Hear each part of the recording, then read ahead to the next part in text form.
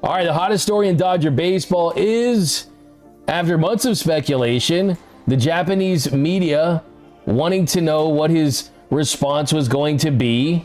Dodgers fans, Dodgers ownership. Dave Roberts did say recently that he would prefer that Shohei Otani and Yoshinobu Yamamoto and Roki Sasaki wouldn't participate in the World Baseball Classic. Of course, he also said that he would support them if they did. Well, we now know that Shohei Otani, coming off his second World Series win, coming off his second unanimous MVP, a guy that could use more rest than any player on the planet. Also, I'll add, becoming a girl dad, and he's also Decoy's dad. Lots of work there. Shohei Otani is going to participate in the World Baseball Classic. And he made this announcement himself. Shohei Otani, he went to his Instagram and he threw out a post, short caption, but it reads, "Thank you to all the Dodgers fans for another great season. I'll train hard and look forward to seeing you all next year." So I first was just like, what is this post? Because it had a graphic saying thank you fans. It was the thank you fans graphic. But this was his announcement that he's going to participate in the World Baseball Classic. Team Samurai, Team Japan is going to try to repeat in 2023. Him versus Mike Trout. I think it was one of the most electric moments in the history of the sport, where Shohei struck out his teammate at the time, Mike Trout, got him with a sweeper off the plate to end the WBC and give them the championship. It was also the pregame speech, too, where Shohei said, hey, we can't idolize these guys. We have to go out and try to beat these guys. Well, Shohei is going to participate. Now, what we don't know yet is if he is going to pitch. And it'll be really interesting to see what the plan is for his pitching. Of course, coming off a second Tommy John surgery, coming off a season that saw some extreme highs on the mound. Also, we saw in Game 7, going on the shortest rest that he had gone for that season, 3 days, that he wasn't the same guy. So, you know they're going to proceed with caution. You know they're going to manage him very carefully. The question is, does he make a star for Team Japan, or is he just used in a secret weapon type of way? In a way where, okay, if it's the clinching championship game and it's a 3-2, do you bring out a 3-2 score? Do you bring him out to face someone in the finale? So I'm sure that it has to be on the table because it means everything there.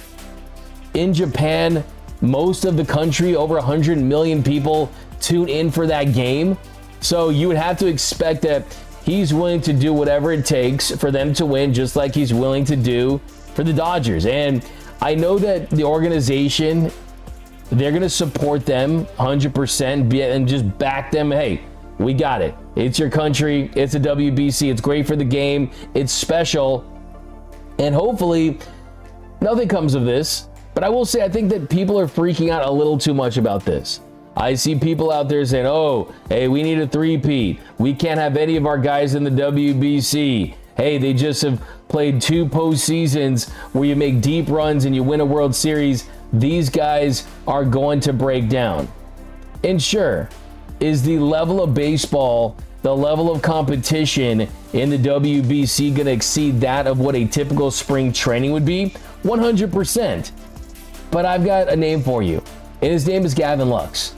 And my point is, when Gavin Lux blew out his knee a couple years ago, rounding second base, heading into third, there was no talk, oh, it's spring training, it's going to go easy. It was the first game. And there's just no guarantees for anything. You can get injured in off-season training, you get injured during spring training, you get injured during the regular season, you get injured in the postseason, you get injured in the WBC. Edwin Diaz got injured during the WBC in a celebration after the game on the mound. So, look, you just have to go out there and compete, and if it happens, it happens. But you just have to look at this as it's going to be their spring training. It's the spring training for these guys. And the most games you would play, the maximum amount of games that you would play would be 7 games anyway if you make it all the way to the finale. If you make it all the way to the finale. That's the only scenario where you're playing the full allotment of games. And it won't just be the Team Japan guys. It won't just be Shohei, Roki, and Yamamoto. And I have some thoughts on Yamamoto. I have a little bit of a different thought on Yamamoto than I do about Shohei. But you look at the rest of this roster. Freddie Freeman, Team Canada. Will Smith told me, I broke the news on Will Smith last All-Star game during the summer. I asked Will Smith if he wanted to be a part of Team USA, and he said he did. And Mookie Betts, is he going to play for Team USA? Teoscar Hernandez being on the team representing the Dominican Republic. Blake Snell pitching for the U.S. Tyler Glasnow pitching for the U.S. That's a lot of dudes that are participating. Now, do you put them at more of an injury risk because it's a quick ramp up for high-intensity games? It's possible. But if guys are going to get injured, they're going to get injured. Whether it's spring training, the WBC, view this as a more highly intense spring training, where the positive out of this is, one, if you love baseball, you have to support the WBC. It's great to globalize the game and make this more popular. The 2023 WBC final was electric. It was absolute cinema. It was one of the greatest moments in the sport's history, and it's only going to continue to help popularize this sport. And then the other thing that I think can spin a positive from this is this.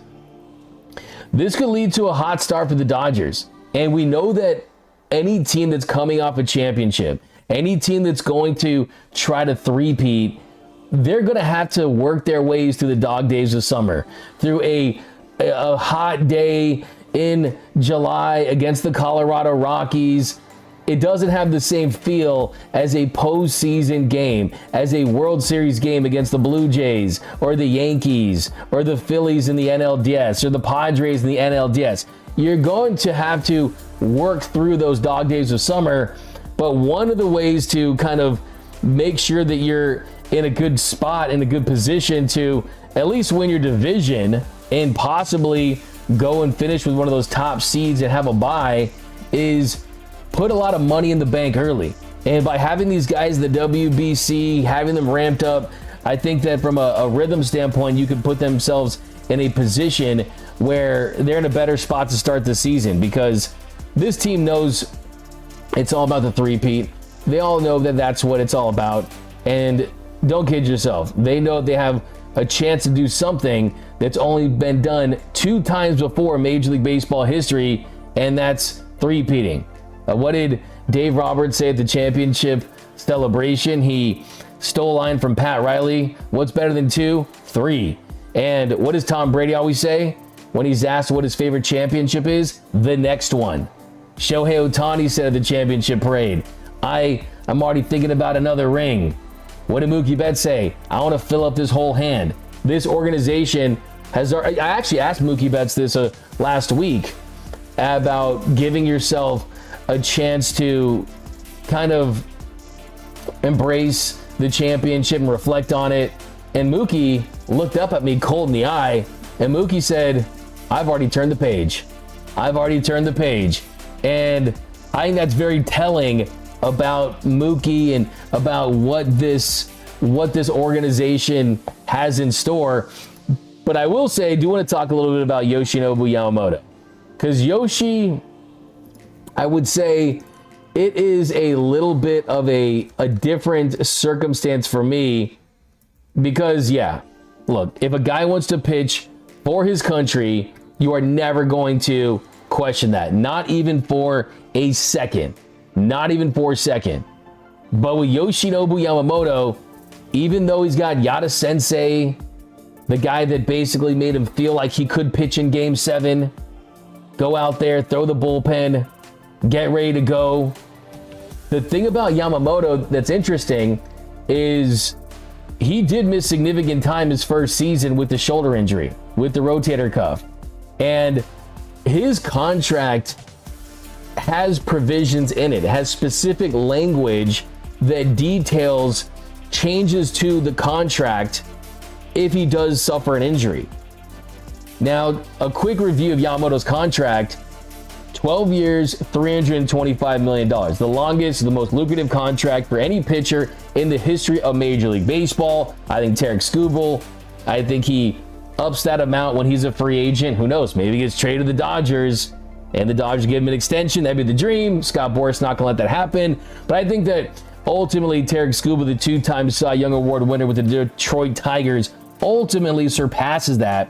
But the interesting detail in Yoshinobu Yamamoto's contract is this: if Yamamoto has Tommy John surgery or is on the injured list for a right elbow injury for 134 consecutive service days from 2024 to 2029, he would have the right to opt out after the 2031 and 2033 seasons. Wow, 2031, 2033, can't believe we're already talking about those years, but that is the specific language in the deal. If he avoids Tommy John surgery and doesn't miss that much time, the 134 consecutive service days, with an elbow issue during that window, he can opt out after 2029 and 2031. So essentially all this is saying is, if he stays fully healthy, if he avoids any type of significant elbow injury, he can opt out after 2029. So that gives you 26, 27, 28, and 2029. That would take him up to those 30, 31 years.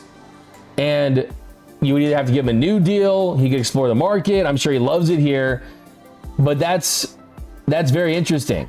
And if the first scenario happens too, the Dodgers would gain $10 million in a conditional option for 2036. I know it's kind of nerdy contract stuff, but it's definitely relevant. It really is, because Yoshinobu Yamamoto, he was the one starter for the Dodgers that posted in the regular season, that pitched every single turn that he was asked essentially, and then came up big in the postseason as well. The regular season, Yoshinobu Yamamoto, he was the guy for this rotation. 173 and a third innings of work. He made 30 starts. That's a lot. And he was dominant. 167 ERA plus, a 2.49 ERA. And then the postseason, you look at the workload as well. 6 2/3 innings against the Reds, 4 innings against Philly, 9 against the Brewers, 17 2/3 innings in the World Series alone. So that is a lot of baseball. That is a lot of innings for Yoshinobu Yamamoto. And if he's pitching the WBC, that's going to add to big innings as well. You look at that total, you look at that total as a whole. So you got 17, 9, 4, 6. I mean, man, that's well over 30 innings. You add the 170 plus in the regular season, that's over 200 innings for Yoshinobu Yamamoto in the regular season, the postseason. So ideally, he doesn't pitch if you're thinking about how that impacts the team potentially. But the way that he carries himself, the way that he takes care of his body, like I've said on this show, I think he's going to have the Steph Curry impact on baseball pitchers, where he changes the way that pitchers train, changes the way they go about their business. So it is something to think about, but we know at least that Shohei Otani has confirmed he is going to be in the WBC. And last thing I want to say this is a good thing. As a whole, this is a great thing. And what I mean by that is this, is when you have players participating in the WBC, that means you have great players. And part of the byproduct of having great players is you got to share these guys. You got to share these guys. You got to share them with their national teams. You got to share them with media obligations. You got to share them where PR has to deal with an increased sense of, oh, how many people want to interview them? How many people want to have them going this way and going that way? A bigger problem the Dodgers would be having their players not being in the WBC, right? It's a good thing. It's the mark of a great organization. It's the mark of an organization that has top-end talent all over the place. So my concern level for this, it's it's really a 4. It's nothing that's significant, just because I think the Dodgers cannot, under any circumstances, have any reporting that has them trying to convince their players not to pitch in the WBC, not to play in the WBC. That would hurt them more than it would harm them. Even if they don't like it, they got to smile and say, hey, we'll be rooting for you guys. We can't wait until you guys come back, and good luck for your countries, right? And hey, you guys can all win a World Series together. You got to beat each other in the WBC. So the Dodgers cannot, under any circumstances, let it get out there. They don't want their guys competing in the WBC. I don't care that they have so much invested in this team. I don't care that they're going for a three-peat. Wrap your arms around them. Tell them that you're rooting for them, and you're going to be rooting for them every step of the way. So that's kind of where they're at with the WBC. All right, switching gears. An update on Kike Hernandez. So Kike Hernandez has been recovering from the elbow injury, and Kike Hernandez, we know, has mutual interest with the Dodgers. Both parties have reportedly made it pretty clear that they want some form of a reunion. And the question is, when will he be back? And he was on Adam Ottavino's show, Baseball and Coffee, and he gave some details about it. He said, quote, they went in thinking it was going to be an extensor release, and when they went in, they realized I had torn that thing completely off the bone, so it turned out to be an extensor repair. I'll be out for like a month or two next year. So now we know when Kike Hernandez could return. Now, he did hurt that elbow late May. The numbers were down. The strikeouts were up. He was not the same guy. For the year, he hit 203, had 8 doubles, 10 home runs in 92 games. But after aggravating that elbow injury, after suffering it, he just was not the same player. But he was in the Dodgers lineup for all 17 of their games in the postseason. His double play in Game 6, where he's playing shallow, a little out of position. Dave Roberts told him to be there, and making that read on Barger and doubling up the Blue Jays with Miguel Rojas, that was pivotal. That was key.